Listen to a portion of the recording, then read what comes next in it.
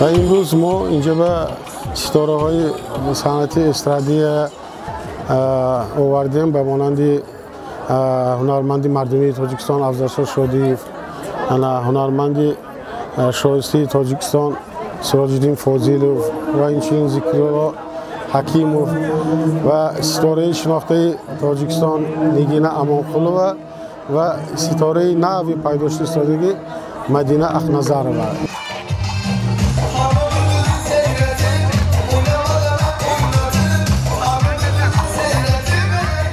شاعر ما رودکی گفت هیچ شادی نیست اندر این جهان بهتر از دیدار دوستان.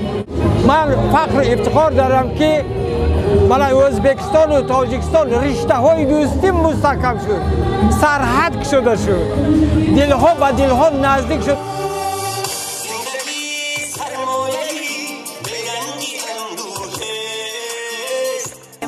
من بسیار هم میخواهم که این دو خلق به همدیگر باز هم نزدیکتر شوند، دوستی ما ابدی شود، چون که این دو ملت اگر با دو زبان گپ زنند یک قلب دارند، یک دل هستند اینها.